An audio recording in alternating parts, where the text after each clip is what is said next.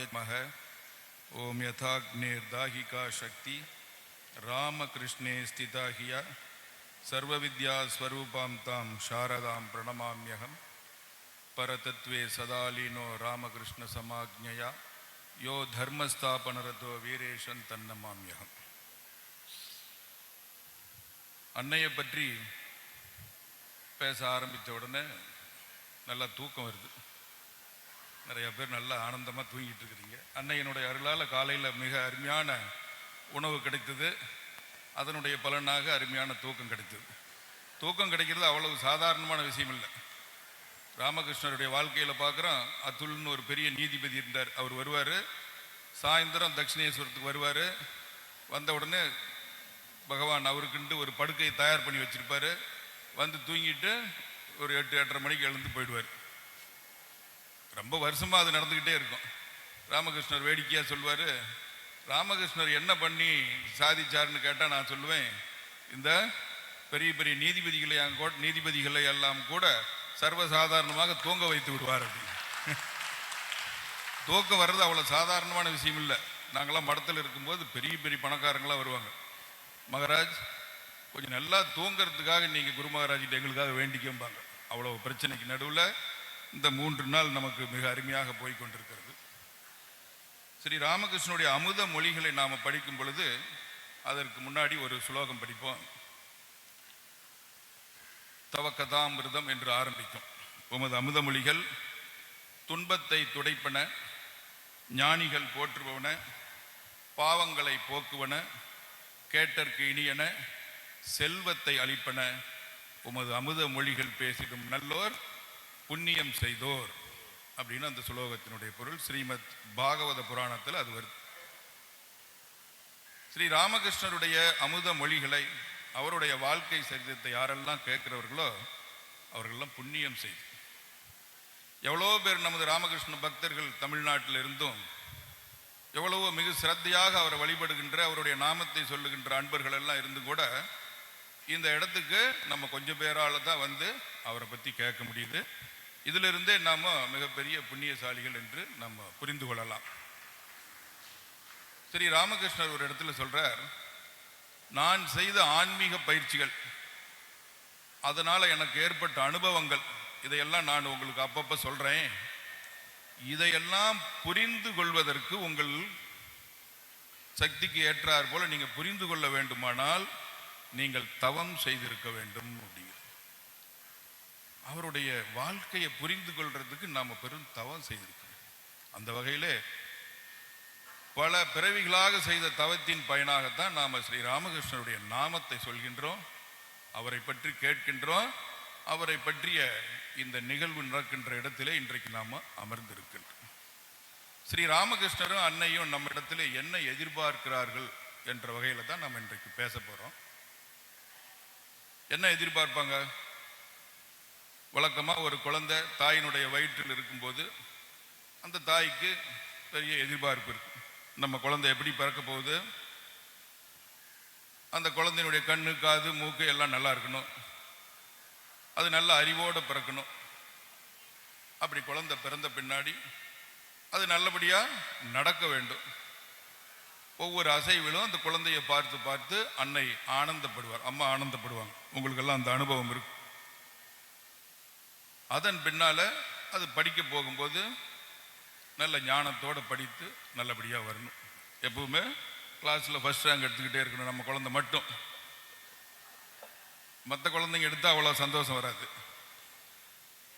அதற்கப்புறம் அதற்கு நல்ல வேலை வாய்ப்பு கிடைக்க வேண்டும். பெரிய சம்பளத்தில் பெரிய கம்பெனியில் நிறைய சம்பாதிக்கிற மாதிரியான வாழ்க்கை அதுக்கு அமைய வேண்டும். அதற்கப்புறம் அந்த ஆண் குழந்தையோ பெண் குழந்தையோ திருமணம் செய்து வைக்கும் போது எல்லா வகையிலும் சிறப்பான வகையில் அதை நாம் செய்து வைக்க வேண்டும். அதற்கப்புறம் அந்த நம்முடைய குழந்தைக்கு குழந்தை பிறக்க வேண்டும். இப்படி போய்கொண்டே இருக்கு. அந்த பேர குழந்தை நல்லா இருக்கணும், அந்த பேர குழந்தை ஸ்கூலுக்கு போகணும், அந்த பேர குழந்தை படிக்கணும், அந்த பேர குழந்தை கல்யாணம் பண்ணணும். அப்படியே நம்ம போய்கிட்டே இருக்கு. இது ஒரு தாயினுடைய, உலகத்தில் இருக்கின்ற பொதுவான ஒரு தாயினுடைய எதிர்பார்ப்பு. நமது தாயின் தந்தையுமான பகவான் ஸ்ரீ ராமகிருஷ்ணர், அன்னை சாரதை நம்ம கிட்ட சிலது எதிர்பார்ப்பாங்களா இல்லையா? நாம தான் அவருடைய குழந்தைகள், அதுல எந்த சந்தேகமுமே இல்லை. ஸ்ரீ ராமகிருஷ்ணர் எல்லா சாதனைகளின் ஆன்மீக பயிற்சிகளின் முடிவாக எல்லா கடவுள் காட்சிகளையும் பெற்று எல்லா இறை அனுபவங்களையும் பெற்ற பின்னால அந்த மாடியின் மேல நின்று கல்கத்தாவில் இருக்கிற பக்தர்கள் பார்த்து, ஓ எனது அன்பு குழந்தைகளே, எங்க இருக்கிறீங்க, எல்லாரும் ஓடி வாங்க, அன்னை காளி எனக்கு கொடுத்த அந்த பொக்கிஷத்தை உங்களுக்கெல்லாம் நான் கொடுக்க விரும்புறேன், வாங்க வாங்க வாங்க அப்படின்னு கூப்பிட்டேன். அதுக்கப்புறம் தான் பக்தர்கள்லாம் வர ஆரம்பிச்சாங்க. நாமெல்லாம் அதை எங்கேயோ இருந்து கேட்டிருந்திருப்போம். அதனால இன்னைக்கு நாம அவருடைய இந்த சன்னிதானத்தில் நாம இங்க இருக்கின்றோம். அவர்கிட்ட இருக்கிற அந்த பெரிய பொக்கிஷத்தை நமக்கு தர விரும்புகிறார். நாம அதை ஏற்றுக்கொள்ள தயாரா? ஸ்ரீ ராமகிருஷ்ணர் சொல்வார், ஒரு பாத்திரத்தை நேரா பிடித்தாதான் அதுல ஊற்றுகின்ற பொருள் உள்ள போய் சேரும். அதை கவிழ்த்து பிடித்திருந்தா ஒரு சொட்டு கூட உள்ள போகாது. அதுபோல பகவான் ஸ்ரீ ராமகிருஷ்ணர் இதுவரை எந்த அவதாரமும் செய்யாத மிகப்பெரிய ஆன்மீக பயிற்சிகளை செய்து நமது சனாதன தர்மத்திலே இருக்கின்ற அத்தனை ஆன்மீக வழிமுறைகளையும் பின்பற்றி அவற்றையெல்லாம் உண்மை என்று நிரூபித்து அத்தனை சாதனைகளின் முடிவாக அவர் சொல்லுகின்ற உண்மை, இறைவன் இருப்பது உண்மை, இறைவனை எல்லா வழிகளிலும் சென்று பார்க்கலாம், அடையலாம். அப்படி நோக்கம், நம்முடைய நோக்கம் என்னவாக இருக்க வேண்டும்? இறைவனை அடைவதாக. மற்ற பக்தர்களுக்கும் ஸ்ரீ ராமகிருஷ்ணருடைய பக்தர்களுக்கும் அன்னையினுடைய பக்தர்களுக்கும் இந்த ஒரு மிகப்பெரிய வித்தியாசம் இருக்கு. நாம் இறைவனுடைய குழந்தைகள், இறைவன் நமக்கு தாயும் தந்தையுமானவர். அவரிடத்திலே எல்லாவற்றையும் கேட்பதற்கு நமக்கு உரிமை இருக்கின்றது. இந்த இகலோக சௌக்கியங்கள் அனைத்தையும், பொன் பொருள், மற்ற குடும்ப பிரச்சனை, குழந்தைகள், வருமானம் போன்ற அத்தனையும் கேட்பதற்கு நமக்கு உரிமை இருக்கிறது. அதை அவர் கண்டிப்பாக கொடுக்கின்றார். அதே சமயத்தில் இதையெல்லாம் தாண்டிய வகையிலும் அவரிடத்திலே கேட்பதற்கு நாம் பழக வேண்டும். ஸ்ரீ ராமகிருஷ்ணர் சொல்கின்றார், ஒரு பெரிய அரசன் உனக்கு வேண்டுவற்றையெல்லாம் கேள் என்று சொல்லும் பொழுது அவரிடத்திலே நாம் சுரக்காயும் பூசணிக்காயும் கத்திரிக்காயும் கேட்பதில்லை, அதை விட பெரிய பெரிய பொக்கிஷங்களை எல்லாம் கேட்போம்.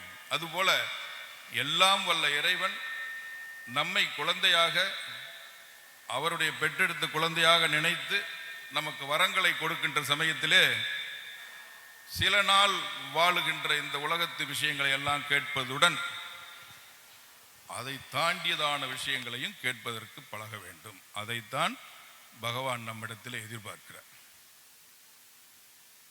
ஒரு குழந்தைக்கு தாய் நிறைய விளையாட்டு பொம்மைகளை எல்லாம் வைத்திருப்போம், விளையாட சொல்லுவாங்க. விளையாடிக்கிட்டே இருக்கிறது, ரொம்ப நேரம் விளையாடும். விளையாடி முடிச்ச பின்னாடி தாய் தன்னுடைய வேலையெல்லாம் செய்து கொண்டிருப்பார். எப்போ அந்த விளையாட்டு மேல அதுக்கு வெறுப்பு வருகிறதோ அத்தனை விருப்பத்தோடு விளையாடிய பொருள்களை எல்லாம் தூக்கி எறிந்து விட்டு அம்மா அம்மா அம்மா என்று கதற ஆரம்பிக்கும் குழந்தை. அப்பொழுது தாய் எந்த வேலை செய்து கொண்டிருந்தால் ஓடி வந்து குழந்தையை எடுத்துக்கொள்வார். ஸ்ரீ ராமகிருஷ்ணர் சொல்லுகின்ற உதாரணம். இந்த உலகத்திலே நாம் பிறந்த பின்னாடி நமக்கு வேணுகின்ற இந்த உலக விஷயங்களை எல்லாம் நமக்கு கொடுத்து நல்லா படிக்கிறது, நல்ல பதவியில் இருக்கிறது, பொறுப்பில் இருக்கிறது, நல்ல சம்பாதிக்கிறது, நல்ல வீடு வாசல் பார்க்கறது, நிறைய நகை நட்டுகளை வாங்கிறது, நிலப்புலன்கள் வாங்கிறது, பேர் பெருமையோடு வாழ்றது, இந்த விஷயங்களை எல்லாத்தையும் கொடுத்துட்டு அம்மா அமைதியா வேடிக்கை பார்த்து கொண்டிருக்கிறார். எப்ப இதுல இவனுக்கு வெறுப்பு வந்து நம்மை கூப்பிடுவார். அப்படி கூப்பிடும் போது ஓடி வருவதற்கு இறைவன் தயாராக இருக்கின்றார். நாம எவ்வளவு நாள் கூப்பிடாம இருக்க போறோங்கிறது தான் இப்ப முக்கியமான விஷயம். இப்படியே நம்ம வாழ்க்கை கழிந்து விடுமா? என்ன நம்ம வாழ்க்கையில நாம பெரிதாக சாதித்து விட்டோம், நல்லா கொஞ்சம் படித்தோம், வேலை வாய்ப்பு வந்தது, பரம்பரை சொத்து கொஞ்சம் இருந்தது, கொஞ்சம் நிலப்புலன் வாங்கினோம், அந்த நிலத்துக்கு யாரும் வராதபடி நல்ல ஃபென்சிங் எல்லாம் போட்டோம், ஒரு அழகான வீடு கட்டிட்டோம், அதற்கப்புறம் வாழ்ந்துக்கிட்டு இருக்கிறோம், அவ்வளோதான். இதெல்லாம் தாண்டி வேற என்ன நம்ம சாதிச்சோம்னு சொல்ல முடியுமா? சாதாரண உலக மக்கள் இதுவே பெரிய சாதனை, இதுவே வாழ்க்கையினுடைய லட்சியம் என்று நினைத்து வாழ்ந்து விடுவாங்க. ஸ்ரீ ராமகிருஷ்ணருடைய பக்தர்கள் நாம் அப்படி வாழலாமா? வாழ்வது தேவையா? இதற்கப்புறம் நமக்கு என்ன வேண்டும்? என்ன வேண்டும்? ஆதி சங்கரர் சொல்றார், கால கிரீடதி கச்சதி ஆயுகு. காலம் விளையாடி கொண்டிருக்கிறது, விளையாடிக்கிட்டு இருக்கும் பொழுது எவ்வளோ நேரம் போனதுன்னே தெரியாது நமக்கு. திரும்பி பார்த்தா 1 மணி நேரம் 2 மணி நேரம் ஆடிடும். அப்படி விளையாட்டு நடக்கும்போது காலம் போய்கொண்டே இருக்குது, ஆயுள் குறைந்து கொண்டே இருக்கிறது. தினசரி நாம் இறப்பை நோக்கி ஒவ்வொரு நாளாக கடந்து போய்கிட்டே இருக்கிறோம். என்றைக்கு நாம ஃப்ரீசர் பாக்ஸுக்குள்ள படுப்போம்னு தெரியாது. அடுத்த வருஷமா அதுக்கு அடுத்த வருஷமா எப்போன்னு தெரியாது. இப்படியே போய்கொண்டிருக்கும் போது பகவான் ஸ்ரீ ராமகிருஷ்ணர் நமக்குன்னு வச்சிருக்கிற இந்த பொக்கிஷத்தை என் குழந்தை எடுத்துக்கொள்வானா அப்படின்னு எதிர்பார்க்கிறார். நாம குழந்தையா இருக்கும்போது அம்மா கிட்ட விளையாட்டு பொருள்கள் அப்பா கிட்ட கேட்டிருப்போம். அதற்கப்புறமா கொஞ்சம் பெருசான பேனா பென்சில் கிரிக்கெட் பேட்டு அது இதுன்னு கேட்டிருப்போம். அதற்கப்புறம் கொஞ்சம் பெருசான பெண் குழந்தையா இருந்தா நகை நட்டு, பையனா இருந்தா இந்த பைக்கு கேக்கு இதெல்லாம் கேட்டிருப்போம். அதற்கப்புறம் திருமணம் முடிஞ்சு எல்லாம் முடிஞ்ச பின்னாடி இதையே கேட்டுட்டு இருப்பாங்களா? அவங்க அப்பாவை பார்த்து சொத்தை பிரிச்சு கொடு, நீ என்னவோ பண்ணிட்டு போ, என் பங்கு எனக்கு முதல்ல கொடு. அண்ணனாவது தம்பியாவது அக்காவாவது தங்கச்சியாவது இந்த பேச்சே வேண்டாம், முதல்ல பிரி. இதைத்தான் பகவான் ஸ்ரீ ராமகிருஷ்ணர் உதாரணமா சொல்லிட்டு சொல்றார். இப்போ இறைவனிடத்தில் இருக்கின்ற அந்த பொக்கிஷங்களுக்கு நாம உரிமைதாரர்கள், வாரிசுதாரர்கள். இந்த உலகத்துல நாம ஒரு தாய் தந்தைக்கு பிறந்தோம், அதுவே நிரந்தரம் இல்லை. இதுக்கு முன்னாடி பல பிறவிகளில் பல தாய் தந்தையருக்கு பிறந்திருக்கும். எத்தனையோ தாய் தந்தையருக்கு நாம பிறந்து இறந்து பிறந்து இறந்து நம்ம பிறப்பு அளவிட முடியாத அளவுக்கு போயிடுச்சு. இப்ப இந்த சொத்துக்களை எல்லாம் பார்த்து பார்த்து பார்த்து பார்த்து வந்துட்டோம். எவ்வளவு சொத்து இருந்து என்ன பண்றது? ஒரு அரஞ்சான் கயிறு வெள்ளியில் இருந்தா கூட அதை கட் பண்ணிட்டு தான் கொண்டு போவாங்க. ஆகவே பிடி சாம்பலா ஆகிறதுக்கு முன்னாடி நாம என்ன செய்ய போறோம்? எல்லாருக்குமே வயசாகி போச்சு. இங்க வந்திருக்கிறவங்களாம் பெரும்பாலும் நடுத்தர வயது எல்லாம் கடந்து நிறைய நோய் நொடிகளோட இருந்துகிட்டே இருக்கு. நாம இப்போ பகவான் ஸ்ரீ ராமகிருஷ்ணருடைய சொத்தை நாம கேட்க போறோமா இல்லையா? இதைத்தான் ஸ்ரீ ராமகிருஷ்ணரும் அன்னையும் நம்ம இடத்துல எதிர்பார்க்கிறார். இப்படியே நாட்கள் போய்கிட்டு இருக்குது. என்னுடைய குழந்தை இந்த உலக விஷயங்களிலேயே மூழ்கி, விஷய பொருள்களிலேயே மூழ்கி, புலனின்பங்களிலேயே மூழ்கி இப்படி கிடக்கிறானே, எப்போ இவன் விழிப்படைந்து இறைவனை தேடுவான்? இறைவனை தேடுமா இல்லையா? ஸ்ரீ ராமகிருஷ்ணர்கிட்ட நாம வந்திருக்கிறோம்னா அவருடைய ராமகிருஷ்ணர் சொல்கின்ற போல பெறுதற்கரிய இந்த மானிட பிறவியை பெற்றும் ஒருத்தன் இறைவனை அடைய முயலாமல் போனால் அவன் வீணில் பிறந்தவனாவான். அவ்வளவுதான், வாழ்க்கை முடிஞ்சு. மீண்டும் ஒரு முறை பிறக்கணும், மீண்டும் ஒரு ஆளை கல்யாணம் பண்ணிக்கணும், மீண்டும் உயிர் போன வாழ்க்கை வாழ்ந்துகிட்டே இருக்கணும், மீண்டும் இந்த மாநாட்டுக்கு வந்து சேர்ந்தாகணும். இதெல்லாம் பார்த்துட்டு இந்த பிறவி கடைசியாக இருக்க வேண்டும். நம்ம இடத்துல அவங்க எதிர்பார்க்கறது என்ன? என் குழந்தைங்க ஒரு அணாவுக்காவது செய்யுங்க அப்படிங்கிறார். ஒரு அணாவுக்கு செய்யறது கூட நம்ம முடியாதுன்னு சொல்ல முடியாது. ராமகிருஷ்ண இயக்கத்தினுடைய அடிப்படையான விஷயம் தவம். பகவான் ஸ்ரீ கிருஷ்ணரை போலவோ பகவான் ஸ்ரீ ராமரை போலவோ ஸ்ரீ ராமகிருஷ்ணர் இல்லை.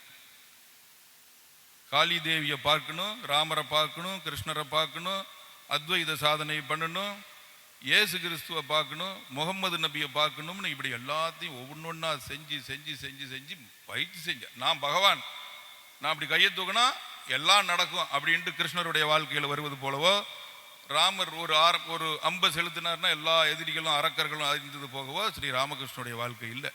பயிற்சி செய்தார், பயிற்சி செய்தார், பயிற்சி செய்தார்.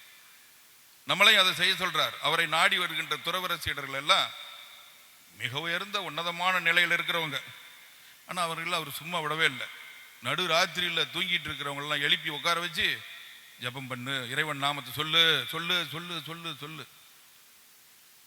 பிரம்மானந்தி மகாராஜ் சொல்றார், அவர் எங்களுக்கு எல்லாத்தையுமே கொடுத்துட்டார், எதுவும் அவர்கிட்ட பாக்கி இல்லாமல் எங்களுக்கு கொடுத்தாரு. இருந்தாலும் இதெல்லாம் எங்களுக்கு நிலைத்திருக்க வேண்டும் என்றால் நாங்கள் இன்னும் தவம் செய்து கொண்டே தான் இருக்க வேண்டும். இல்லற பக்தர்கள் அந்த தவம் செய்வது பழக. காட்டுக்கு போய் தவம் இல்லை, இல்லறத்தில் இருந்து கொண்டே தவம். இல்லறத்தில் இருக்கிறது ஒரு பெரிய தவ வாழ்க்கையாக எடுத்துக்கொண்டு செய்கின்ற ஒவ்வொரு செயலையும் ஸ்ரீ ராமகிருஷ்ணருக்கு அர்ப்பணம் செய்தபடி குடும்பத்தில் உள்ள இருக்கின்ற அத்தனை பேரையும் ஸ்ரீ ராமகிருஷ்ணனுடைய உறவு குழந்தைகளாக நினைத்து உறவு செய்து முழுமையாக சரணாகதி மனப்பான்மையில் எல்லாவற்றிற்கும் அவர்தான் அவர்தான் அவர்தான் சொல்லி வாழுகின்ற வாழ்க்கையை நாம பழக வேண்டும். இந்த பிறவியில் இறைவன் அடைய முடியாம போயிட்டா அப்படிங்கிற கேள்வி அடிக்கடி வந்து கொண்டே இருக்க வேண்டும். நாமெல்லாம் பள்ளிக்கூடம் படிக்கும்போது 34 மார்க் வாங்கினா கூட ஃபெயில் போட்டுருவாங்க. அப்போ நாம் இந்த காலாண்டு அரையாண்டு படிக்கும்போது அந்த டீச்சர் டேபிள் இட்டு போய் நின்றுட்டு, சார் ஒரு அரை மார்க் போடுங்க சார் ஒரு அரை மார்க் போடுங்க சார்னு கேட்போம். நிறைய பேருக்கு இருக்கும், நான் நிறைய தடவை கேட்டிருக்கிறேன், அதனால சொல்கிறேன். அப்புறம் அவர் ஒரு அரை மார்க் போடா அப்படின்ட்டு அரை மார்க் எங்கேயோ ஒரு ஆன்சர்கிட்ட போட்டு 34 + அரை 35 பாஸ் போடுவார். அதே போல பகவான் ஸ்ரீ ராமகிருஷ்ணர் யாரெல்லாம் அவருடைய நாமத்தை சொல்றாங்களோ, யாரெல்லாம் அவரை சரணடைந்திருக்கிறார்களோ, யாரெல்லாம் அவரை நினைத்து கொண்டு வாழ்ந்தார்களோ அவர்களுக்கு அவர்களுடைய கடைசி காலத்திலாவது காட்சி கொடுத்தே தீருவார் என்பதில் எந்த சந்தேகம் இல்லை. ஆனா அப்படி அவர்கிட்ட கெஞ்சி கூத்தாடி அந்த முக்தி பேரின்பத்தில் வாங்கக்கூடாது. நாம் அவருடைய குழந்தைங்க. அப்பா கிட்ட போய் யாராவது கெஞ்சுவாங்களா? உரிமையோடு கேட்க வேண்டும். எஸ், நான் இந்த இல்லற வாழ்க்கையை தெளிவாக வாழ்ந்திருக்கிறேன் பகவானே, உன்னையே மையமாக வைத்து நான் இல்லற வாழ்க்கையை வாழ்ந்திருக்கின்றேன். எந்த பற்றும் இல்லாம நீ சொல்வது போல ஒரு பணக்கார வீட்டில் இருக்கிற வேலைக்காரி எப்படி எல்லா வேலைகளையும் செய்து கொண்டிருந்தாலும் அந்த வீட்டில் எந்த பற்றும் இல்லாமல் இருப்பாலோ அது போல நான் வாழ்ந்திருக்கிறேன். என் இதயத்தில் எப்பவும் நீங்க தான் இருக்கிறீங்க. உங்களுடைய நாமத்தை எப்பெல்லாம் முடிந்ததை நான் சொல்லிக் கொண்டிருக்கிறேன். ஆகவே நீங்கள் எனக்கு முக்தியை அளிக்க வேண்டும். ஸ்ரீ ராமகிருஷ்ணனுடைய பக்தர்களாகிய நாம அவர்கிட்ட கேட்க வேண்டிய விஷயம், கேட்க வேண்டும் என்று பகவான் ஸ்ரீ ராமகிருஷ்ணர் நம்மிடத்தில் எதிர்பார்க்க வேண்டிய விஷயம், மீண்டும் பிறவி ஏற்படக்கூடாது. இந்த பிறவி கடலை கடந்து போகும். இதுதான் மற்ற பக்தர்களுக்கு நமக்கு வித்தியாசம். எல்லாவற்றையும் நாம கேட்போம், அதோடு சேர்த்து மீண்டும் பிறவி வந்து விடக்கூடாது. முக்தி அடைந்து விட வேண்டும், இறைவனோடு ஒன்று சேர்ந்து விட வேண்டும். இல்லற பக்தர்கள் பல பேருடைய வாழ்க்கையில பார்க்கறாங்க, பகவானே நீங்க கடைசி நேரத்தில் வந்து என்னுடைய கையை பிடிச்சு என்னை கூட்டிட்டு போகணும்னு அவர் பிரார்த்தனை பண்ணி கொண்டிருக்கின்ற பக்தர்களுக்கெல்லாம் அவர் செய்திருக்கின்ற. நாமெல்லாம் பொதுவாக என்ன கேட்போம், யாருக்கும் எந்த வித கஷ்டமும் கொடுக்காம டக்குன்னு செத்து போயிடணும் அப்படிம்போம் இல்லையா? அதெல்லாம் நடக்காத காரியம். அது நடக்காது. சில பேருக்கு அது நடக்குது, ரொம்ப சில பேருக்கு. புண்ணியம் பண்ணவங்களுக்கு, யாரு அந்த வீட்டில் இருக்கிறவங்களுக்கு புண்ணியம் பண்ணியிருந்தா அப்படி டக்குன்னு நடக்கும். நாம புண்ணியம் பண்ணியிருந்தால் நாம அவர்கிட்ட கேட்க வேண்டிய விஷயம் என்னன்னா, பகவானே என்றைக்காவது ஒரு நாள் நான் செத்து தான் போக போறேன், இந்த உடலை விட்டு நான் வெளியில போய் தான் தீர போறேன். அப்படிப்பட்ட தருணம் வரும் பொழுது உங்களுடைய ஞாபகம் நினைவு எனக்கு தெளிவாக இருக்க வேண்டும். உங்களுடைய திருநாமத்தை எனது நாக்கு சொல்லிக்கொண்டே இருக்க வேண்டும். உங்களுடைய காட்சியை பார்த்தபடி நான் இந்த உலக வாழ்க்கை பயணத்தை நிறைவு செய்ய வேண்டும். இதுதான் பிரார்த்தனையா இருக்கணும். என்ன அப்படியே கொண்டு போயிடு, டக்குன்னு கொண்டு போயிடுங்கிற பிரார்த்தனைகளை விட்டுட்டு நல்ல நினைவோடு பகவான் நாமத்தை சொல்லிட்டு அவருடைய காட்சியை பெற்றபடி பல்லாயிரத்துக்கு ஆண்டுகளாக பல லட்சம் பிறவிகளாக வந்த இந்த பிறவி பயணத்தை நிறைவு செய்து சம்சார கடலை தாண்டி பகவானுடைய திருப்பாதமாகிய கரையை அடைய வேண்டும். அந்த நிலைக்கு நாம் எல்லோரும் செல்ல வேண்டும் என்பதற்கு இந்த நல்ல நாளிலே பகவான் ஸ்ரீ ராமகிருஷ்ணர், தூய அன்னை ஸ்ரீ சாரதா தேவியார், சுவாமி விவேகானந்தர் ஆகியோர்களை பிரார்த்தனை செய்து கொண்டு நம்மை அவர்கள் சரியான நிலையிலே வழிநடத்த வேண்டும். அவர் சொல்வதை கேட்டு நம் வாழ்க்கையை நல்ல முறையில் அமைத்து கொண்டு முழுமையாக ஆன்மீகமான தெய்வீகமான தவ வாழ்க்கையை இல்லறத்திலே நாம் பயிற்சி செய்ய வேண்டும் என்று பிரார்த்தனை செய்து கொண்டு அனைவருக்கும் இறைவனுடைய அருள் பரிபூர்ணமாக இருக்க வேண்டும் என்று பிரார்த்தனை செய்து கொண்டு நிறைவு செய்வோம். ஜனனீம் சாரதாம் தேவீம் ராமகிருஷ்ணம் ஜெகத்குரும் பாதபத்மே தயோஷித்வா பிரணமாமி முகுர்முகுர். ஓம் சாந்தி சாந்தி சாந்தி. ஹரி ஓம் தத்சத். ஸ்ரீ ராமகிருஷ்ண அர்ப்பணமஸ்து. ஜெய் ஸ்ரீ ராமகிருஷ்ண.